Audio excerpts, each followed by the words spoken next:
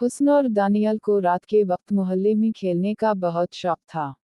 लेकिन उनके इलाके में एक गली थी जहां कोई भी जाने की हिम्मत नहीं करता था। लोग कहते थे कि वहां रात को अजीब सरगोशियां सुनाई देती हैं, और अगर कोई इस गली में गया तो वो वापस नहीं आया। एक रात दानियल ने हुस्न को चैलेंज दिया, अगर तुम बहादुर हो तो इस गली में जाकर दिखाओ। हुस्न ने हिम्मत कर ली और दोनों दबे कदमों गली में दाखिल हो गए। जैसे ही वो आगे बढ़े, इन्हें महसूस हवा की हवा रुक गई है और गली में खौफनाक खामोशी छाई हुई है। अचानक पीछे से किसी के चलने की आवाज आई। हुस्न ने मुड़कर देखा, मगर वहां कोई नहीं था।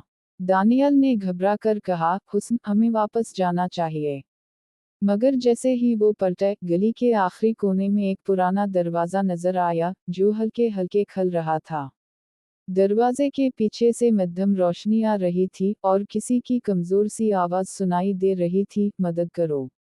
दोनों दोस्त खौफजदा हो गए, मगर तजस्सुस ने इन्हें दरवाजे की तरफ बढ़ने पर मजबूर कर दिया। हुस्न ने आहिस्ता से दरवाजा खोला, लेकिन जैसे ही उसने अंदर झांका, रोशनी अचानक बुझ गई और पूरे इलाके में अंधेरा छा गया।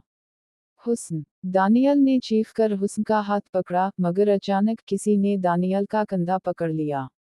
वो दोनों खौफ से कांपने लगे। गली में एक अजीब साया नमूदार हवा और इसकी सुर्ख आंखें चमकने लगी। हुस्न और दानियल ने पूरी ताकत से चीख मारी और बेहोश हो गए। जब वो सुबह होश में आए तो वो गली के बाहर पड़े थे। मगर हैरत की बात ये थी कि वो दरवाज़ा, जो इन्होंने रात को देखा था, अब कहीं नहीं था। लोगों का कहना है कि वो गली किसी भटकी हुई रूह का ठिकाना है, जो हर रात किसी को अपनी तरफ बुलाती है। मगर जो अंदर चला जाए, वो वापस नहीं आता।